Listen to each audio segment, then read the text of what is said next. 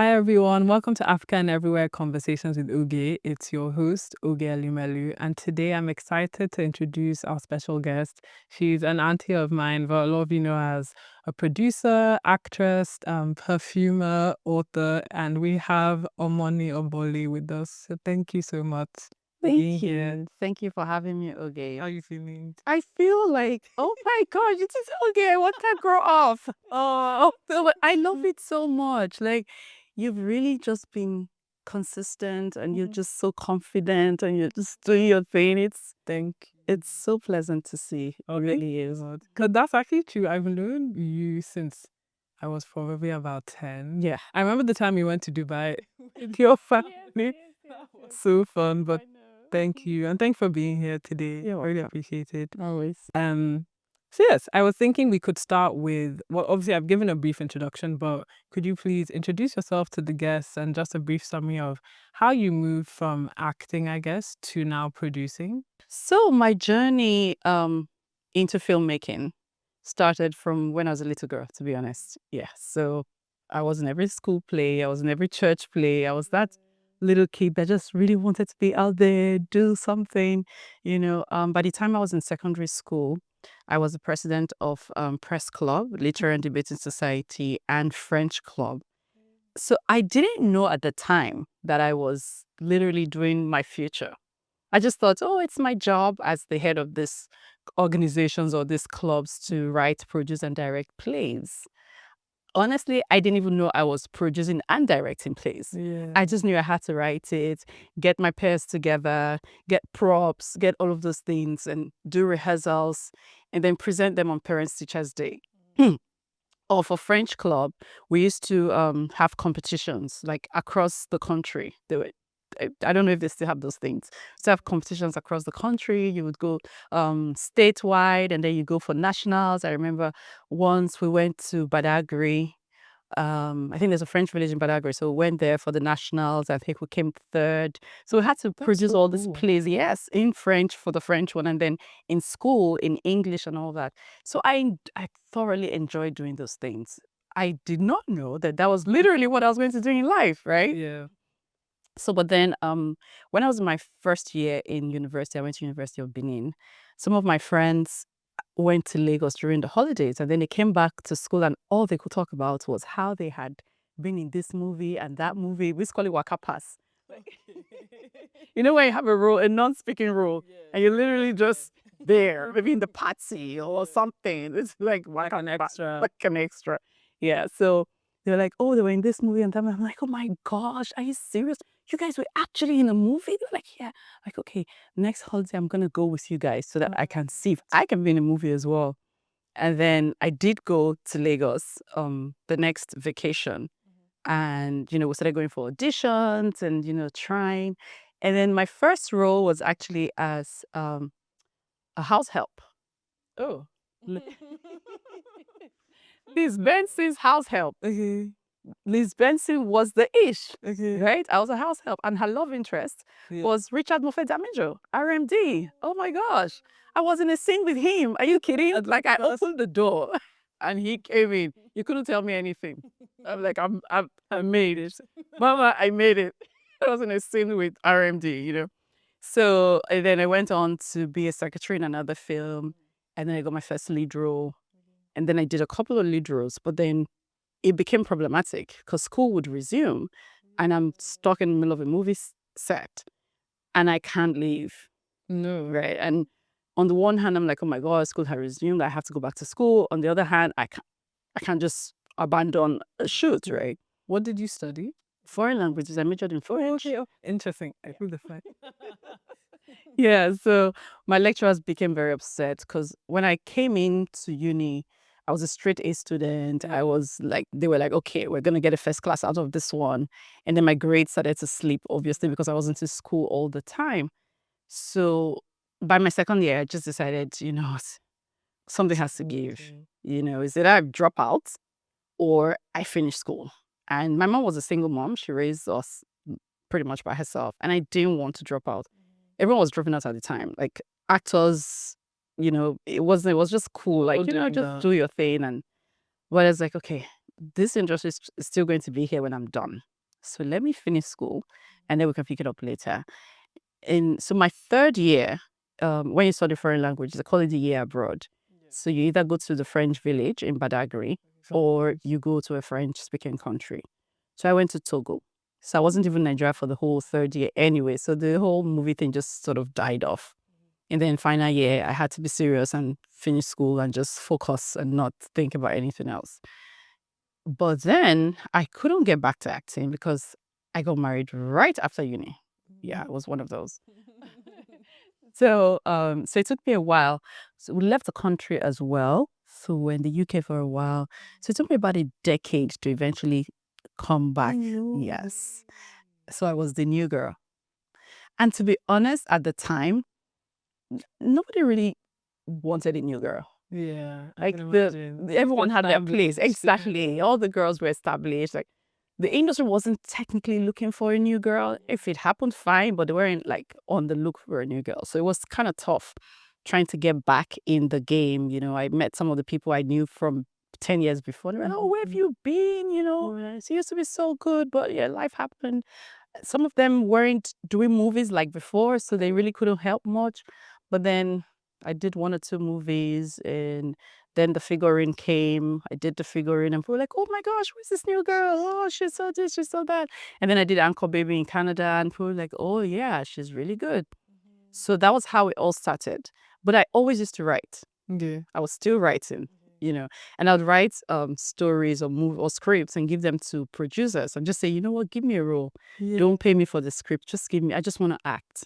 You know, sometimes they would give me a good role. Sometimes it's just a regular role. But I'm like, you know what? I just want to act. I just want to show the world that I can do this, you know. So after a while, when I would watch those stories, I would be so disappointed because I write in pictures. So I see what I write when I'm writing, right? By the time I'm watching the film, obviously the script was given to another director to direct. It's not quite what I saw when I was writing. Not to say that it wasn't good. It just wasn't what interpretation. exactly, because that's why they say the movie is by the director, because it's from the director's point of view.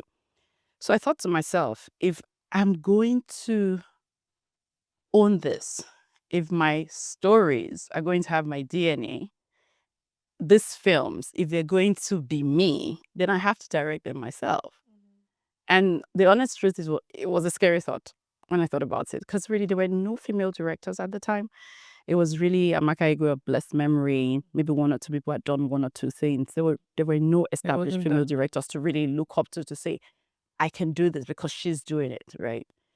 But I just thought I have to. There's just no way. That's the only way I'm going to be happy with the stories that I write. Because I really enjoyed writing at the time. So I would shadow directors on set when I'm acting and just always be, when I'm not in a scene, I'm beside the director, looking at the monitor, checking out what they're doing and all of that. And then I decided I'm going to get some formal knowledge on this. So I went to New York Film Academy in New York and I did a short course in digital filmmaking. Came back and said, let's do it. I'm ready to go. No, I didn't do it. It took me 4 years to make my first film. Obviously, because no one's going to give their money or their script or their whatever to a rookie filmmaker, right? So I knew that I had to do it myself.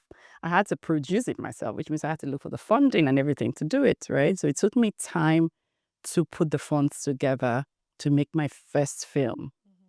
But once I made my first film, that was it. It was fine. That was it. I just kept making film after film after film, and that's why we're here today. Amazing. Thank you so much. And it's funny that a lot of the things you touched on, I was actually going to ask Are you subsequently. Yeah, about like French Omoni Oboli TV. Well, I'll get into more of the things.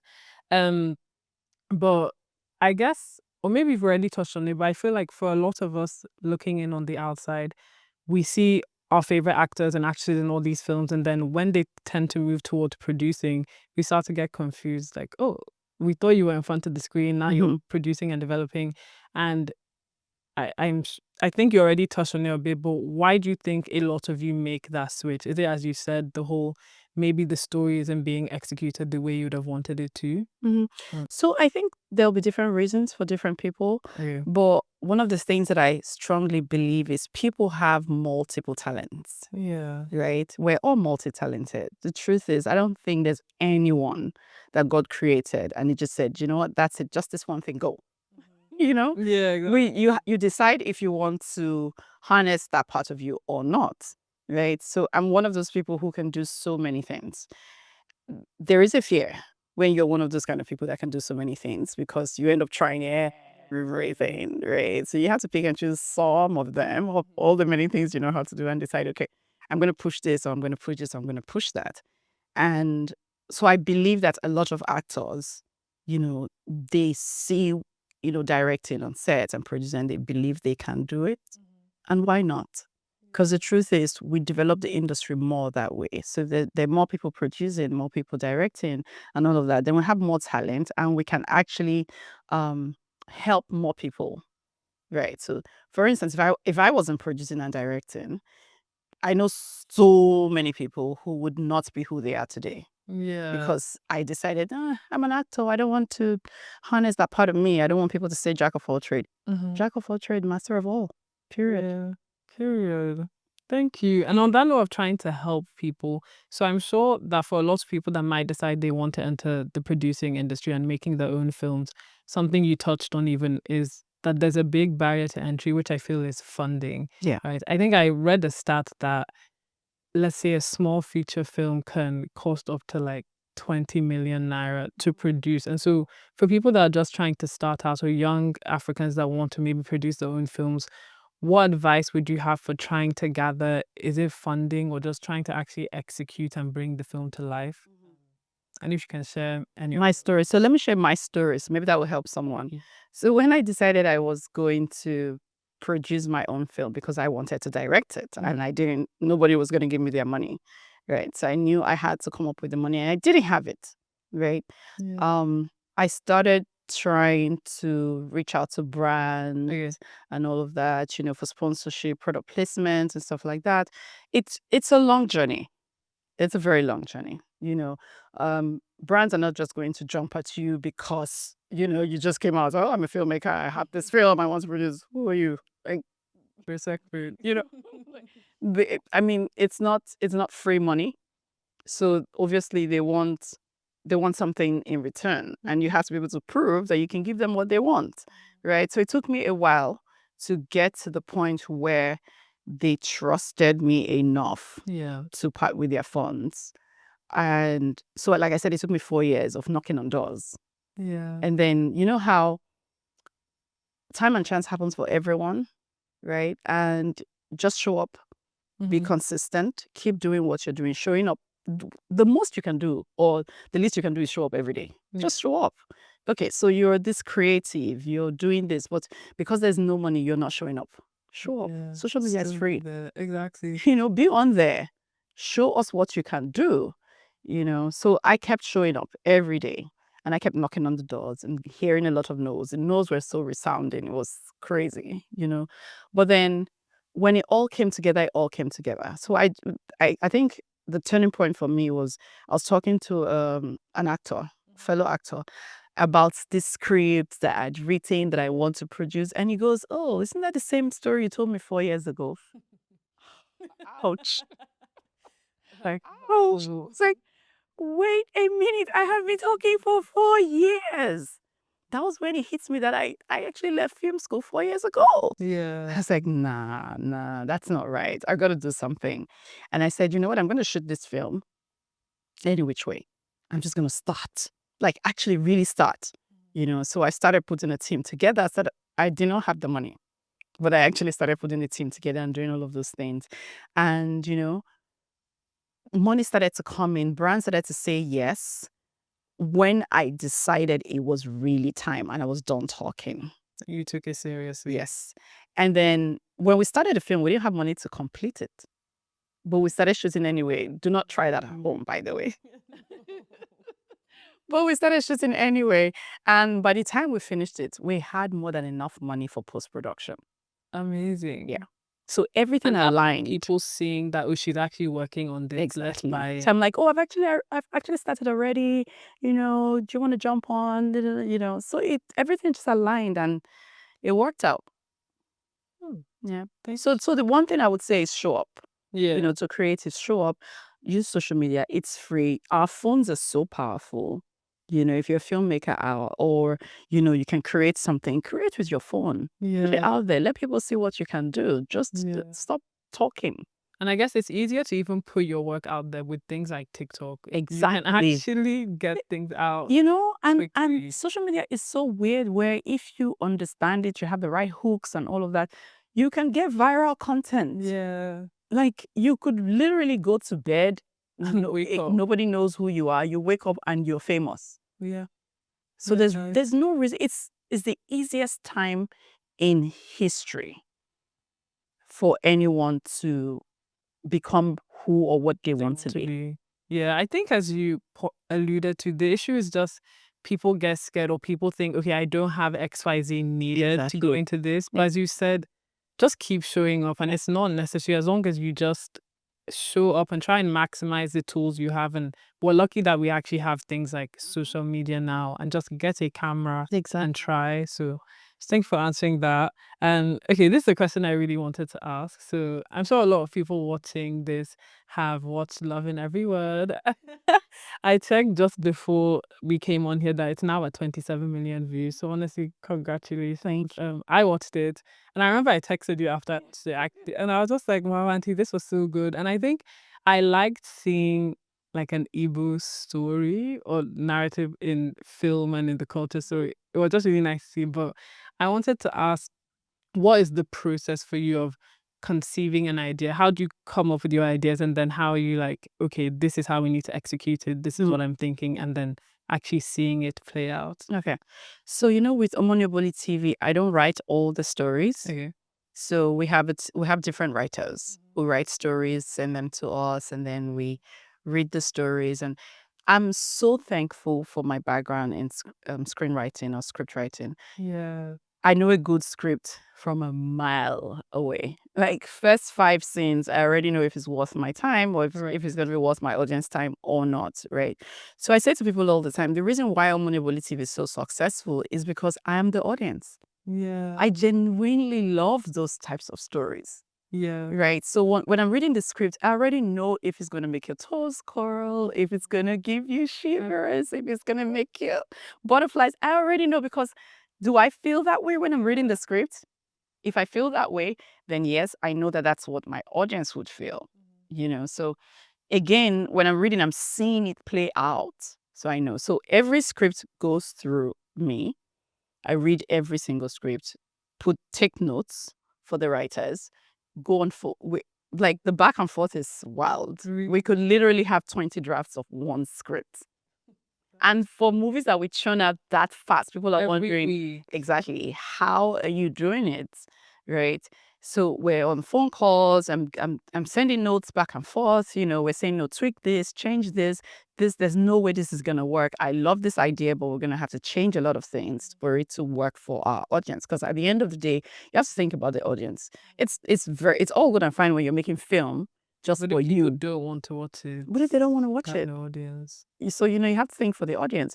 So I didn't write that story, but of course we had a lot of back and forth. I had a lot of back and forth with the writer in France, and by the time that movie was shot, the backstory of Love in Every Word is probably more interesting than the film. I kid you not. It was so stressful. It's probably our most stressful shoot to date. And what was making it stressful? So the first day of the film, Yeah. first day of filming, the house next to where we were shooting, a lady tried to commit suicide. So that halted shoots. Everything had to stop. Everything had to stop. So my crew were literally, my cast and crew were the ones trying to tell her not to kill herself and all of that, so they had to deal with all that. The actress, Bam Bam, was distraught, so we were on, I wasn't even in the country, we were on a group call with Lagos State DVR team, the police, ambulance. It was like everyone. we were on a call for like hours trying to sort her out, trying to make sure they came to get her, took her to one of the centers and everything. So that halted shoot for the day. By the next day, the actress was so worked up from the day before, emotionally, physically, everything. She fell ill. That was it. We had to cancel the shoot. Day 2 gone. So we probably had shot maybe 10 scenes in total. So we had to just halt for her to get better. So it took like maybe 2 weeks or so for us to regroup for that shoot. And then by then, it's the funniest thing ever. The house we were shooting, they had painted it. The exterior of the house had been painted into another color. I'm like, I don't understand. What's going on? Everything was everything. And then the interior, it was gone. No, they had rented it out. We couldn't use it anymore. So we had to start changing the story. Like we had a spreadsheet. No kidding. We had a spreadsheet. So I was working with the director, the producer. We had a spreadsheet, and we're just changing things. Okay, this was supposed to be shot in the living room. We're going to move it to her bedroom, and her friend is going to come in, because then how did Odogu just come straight into her bedroom? He should have come into the living room. So there were so many things that were changed just so that the story would make sense, because now we didn't have that living room anymore. We didn't have the exterior of the house. We had to use another house. Luckily, we had not shown her bedroom at all. So there were scenes that were not even supposed to be in her bedroom. We had to move it to her bedroom. We had to move some things to it was a lot. It was a lot, So, but I mean, in the end, it just worked out perfectly. And the honest truth is, I'm not going to sit here and say, oh, we did the best film ever. Our marketing was out of this world. I'm just going to say God decided to favor us. Like, he literally just woke up and said, Omoni, yeah, you've been showing up. I wanna do something for you. Bless you. Oh, Bam Bam, you've been showing up. I want to do something for you. Uzo, you've been showing up. I want to do something for you. Oh, all 3 of you aligned. Fantastic. Let's do this. So we went to bed. We woke up, and God has sent his angels all around the world. I saw you posting. Oh, it was so surreal. I don't know how to explain it to you. Like, it felt like I was living in an alternate world, like just watching everything happen. Because everything was going wrong. It was amazing. Oh, amazing. Honestly, it was amazing. Well, congrats again. Thank you. I love the film. And I'm excited that the second one is coming out. This one is going to be so good. Oh, good. So good. Like, we went all out for this one. All out. Okay. I'm excited. I had also wanted to ask, what led you to start producing your films, so on Omoni TV, but moving it onto YouTube? Because I know that traditionally films are produced and then developed and placed in cinemas, just traditional TV, but what inspired that move to shift onto YouTube? And I would think an issue like piracy would surely be on your mind when you're thinking of, okay, we're streaming, and then what if people pick it up and just start to repost themselves? So what inspired the shift to YouTube, and how do you handle the issues like piracy, for instance? Yeah. So the honest truth is, YouTube is a global platform. Cinema is great. I still take movies to the cinema, not as often as before, but I do. The big platforms are fantastic. They give you big money, which is great. Yeah. However, there is an audience you can't get from anywhere else that you can get on YouTube. Because guess what? With YouTube, there are no subscriptions. That you don't have to spend money to go anywhere, or you're just in your home. If you have a Gmail, you can. It's You so don't low. need a Gmail. You don't need a Gmail. You need a Gmail if you want to start your own channel. Exactly. You don't even need a Gmail. Anybody with a smartphone can watch, movies on YouTube. So it's a truly, truly, truly global audience. Like, when I see the back end, like, they watch our movies there. Wow. Okay. So people from different parts of the world are able to watch these films, and it's amazing. Now, there are movies that are made for different platforms, right? So there are movies that are made for big screen. There are movies that are made for, the big platforms or whatever, and we'll call them the streaming giants. And then there are made for TV movies, which are the movies that we make for YouTube.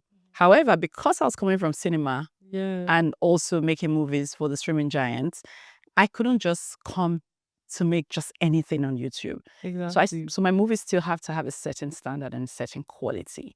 So if you read some of the comments on my movies, you'll see people say, "Oh, she brought cinema to YouTube. She brought Netflix to YouTube." You know, interesting. yeah. So I just say I can't insult my audience intelligence. I just don't know how to do it. I can't make a bad film even if I tried. I really can't do it.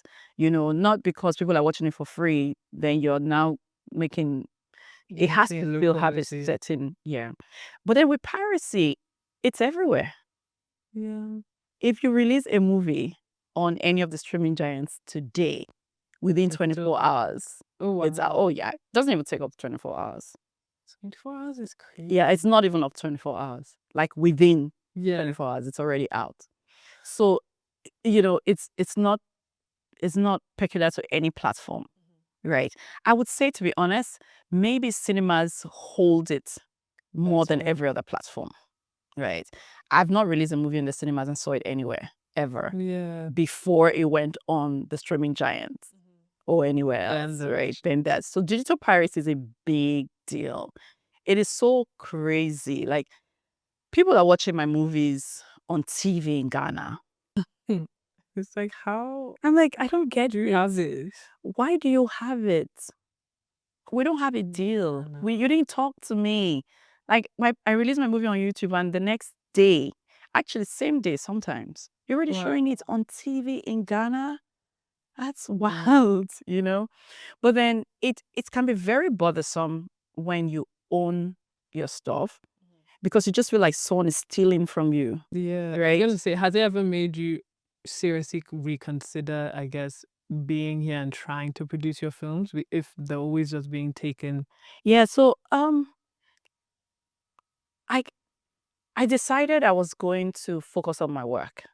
You know what I mean? So I'm a firm believer that where focus goes, energy flows. Right. So if I'm going to focus on the pirates and what they're doing to me and how bad I feel about it and all of that, that's where all my energy is going to go. And then I can't really do the work that I'm supposed to be doing.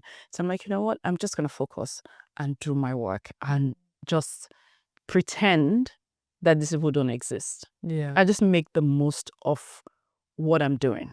Right. Does it hurt? Yes, it does. But it is what it is. Governments just have to do better. Yeah, to help creatives. Exactly. Because it's not a fight you can take on personally. Yeah. You just all you do is talk. Really. Fair enough. Thank you for explaining that, the issue of piracy. And yeah, it definitely is the role of governments to try and make it better for creatives. Absolutely. So I'm hoping they do that. I wanted to ask about, so back to Omoni TV. I know I was seeing that there's English speaking Omoni TV and then French Omoni TV. And you already spoke about how you even studied French at university. So I'm seeing the link there. But I'm thinking you must have put on your business cap, and I'm sure you thought, okay, let me not try and just integrate or infiltrate into the English speaking industry, but more so like Francophone as well. And how have you found that French Omoni TV does? And do you see that you're still able to penetrate that audience? Yeah. So honestly, the reason why we decided to start the French channel is because a lot of our viewers, we have a lot of French speaking fans across the world, and they watch it in English because they don't have a choice. Yeah. But then they have to use YouTube subtitles and just try to figure it out and all of that. But then I felt like they were largely marginalized. So I just thought, why not do it for them? It's just going to cost me a little extra to dub it into French. Because it's the same movie, we're just dubbing it into French, right? And then put it on a French channel. So that way they know to just go there to watch the movies. And it's doing really well. They love it. They're excited about it. You know, we just keep growing the channel for them. Yeah. So exciting. Yeah, I definitely need to try and watch some of it because I've said for years that I want to start speaking French. Yeah, so for people who want to learn French too, yeah. So exactly. Let's try that. Okay. And I wanted to ask about your latest film as of this time of filming. Sorry, as of this time of recording. Then I Found You. So I watched it and I was really touched by it. Especially seeing the role of, I guess, the church and the role of that God played in it. And I know when you tend to post about your films, I remember specifically Loving Every Word too, you were like, God definitely helped with this. As you even told us now that God just had favor upon you. And so I wanted to ask, what does the role of your faith perhaps have in your career? So in acting, but also in when you've produced films, just how do you feel that influences your creative process? So at the end of the day, I think God is at the center of all of it. You know, I certainly would not be where I am right now without him. It's not even possible.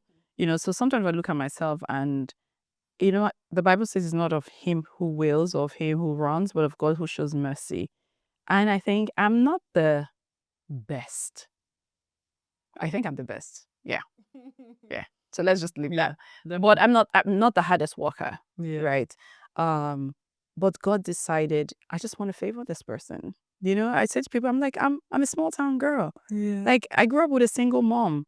My mom was a teacher. It's not, I'm like a small town girl. Like, who would have thought that I would be globally recognized? Like, I walk into places and people are literally falling all over themselves. Like, how? That is just crazy. If not for God. You know, because the truth is, I'm not the only one who tried to be an actor. I'm not the only one who tried to be a producer. I'm not the only one who tried to be a director. So many people tried the same time I did. But where are they? Right? So you have to recognize the place of God in all of it. He's at the center of everything. I say to people all the time, I can't even take any of the glory. I really can't. Yeah. There's no world in which I will take any of the glory. I do my work, don't get me wrong. I do my work. I show up as my best self, right? But I'm not the only one doing my work and showing up, Yeah. right? So there's still that place where God decides. It's not because you're amazing. It's not because you're even the holiest. I just want to favor you. Yeah. You know how someone would say maybe somewhere in my youth or childhood I did something good. I don't know that I did anything good. I honestly don't know that I did anything good. I think God just says, you know what? I like her. Let's just show her some favor and mercy, right? Yeah. And I guess as you said, you consistently show up. Like you go Yep. to things as you said, even when maybe you weren't paid at times, like you're just Yep. shadowing. Yep. And so I feel like he probably just has rewarded your consistency and your hard work. And I think that's probably something even people can take away from this, that it's just good to keep showing up. And Show it up. might not even seem like you're going to see the fruits immediately. Because as you said, when you first started out, you took a 10-year break because you had to like relocate and whatnot. And then you come back and then you're acting, and then it takes you about 4 years before you're finally able to produce your first film. And so that, I'm even inspired, just that diligence that you showed was definitely the whole God saying, okay, let me favor her. Yeah.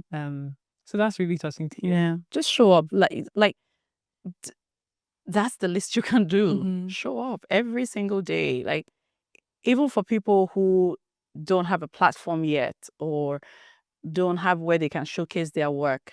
Again, I'm going back to social media. Show up there every day. Yeah.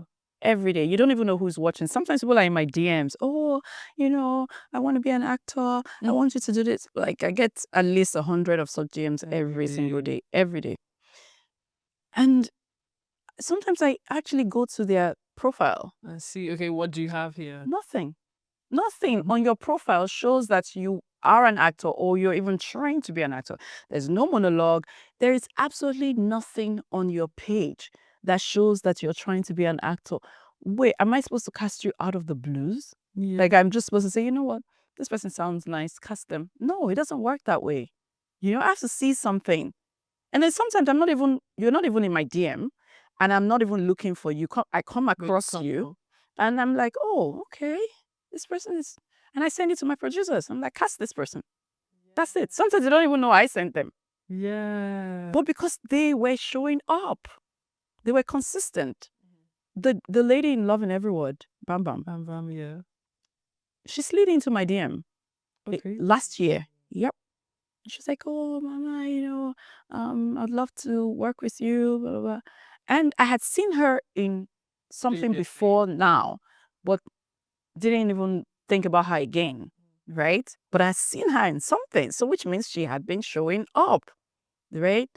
And then when she sent me, I'm like, oh, sure, I sent you something. I actually like your acting. Yeah, sure, let's do something. That same week, we gave her her first role. Crazy. And she just kept being in our movies. That was not her first film on our platform. Right. She just kept being in our movies. And you know what? Last year, our first end of year party, because the channel is going to be 2 at the end of this year. Our first end of year party, she came and someone else won the award for the highest movie, the movie with the highest views on the Right. platform, right? But the person wasn't there.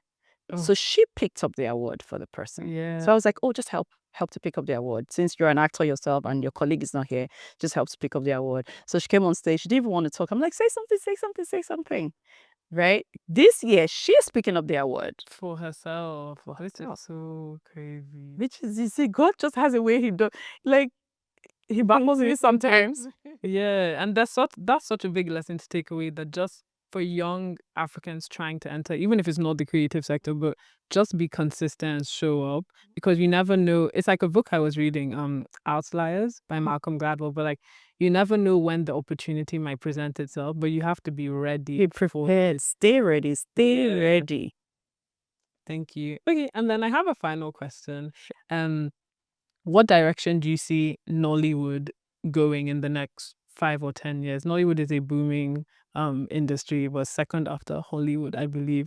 And so where do you think it's going? Do you foresee perhaps YouTube overtaking traditional cinema, or maybe even things like TikTok now, short form films? Yeah. Yeah. So I think we're all going to coexist, Mm-hmm. right? I think the cinema is never going to die, obviously.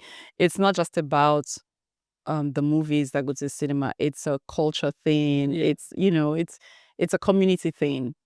Community is always going to be there. Man was made for community. I believe that when God said it's not good for man to be alone, he was talking about community, right? So we will always want to watch films with other people. It's fun. I mean, you can watch a film on your phone, you can watch a film on your laptop or your screen at home, but watching a movie at the cinema, especially in Nigeria, so fun. Every time I watch a movie outside of Nigeria, at the cinema outside of Nigeria, I'm always holding myself back, because you know how those white people will give you eye. Why are you making noise? They will literally say, shh. I'm like, this is not how I watch film in my country. We are noisy. We talk. We laugh together. You go to the cinema in Nigeria, you don't even know the person sitting next to you. You're laughing. Like, can you imagine? Or like there's clapping, thing like that. I know, it's so much fun. So I don't think that's going anywhere, which is great, right? We don't want to kill any platform, right? So we're all going to coexist. There's going to be the movies on big screen, on the giants, all the streaming platforms are even coming up now. Yeah. Right? So those ones will be there. YouTube is not going anywhere anytime soon. I mean, it's been there for decades, so of course there'll still be the movies. But I feel like there's going to be a shift. Yeah. I just don't know what it is. Okay. I can't sit here and tell you, okay, this is going to happen. But I feel it's like coming. God is going to do something in Nollywood that we haven't seen before. Yeah. Right. It's happened with music. Yeah, definitely.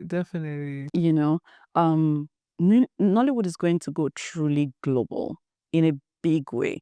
Not just people watching our movies all over the world, but like big global collaborations, like major stuff. I know it's going to happen within the next 5-10 years for sure. Thank you so much for this conversation, Auntie. You're welcome. This is African Everywhere Conversations with Oge, and I'm your host, Oge Elumelu. Thanks so much for listening, and please make sure to like, share, comment, and subscribe, as well as listen on Apple Podcasts and Spotify. Thanks so much.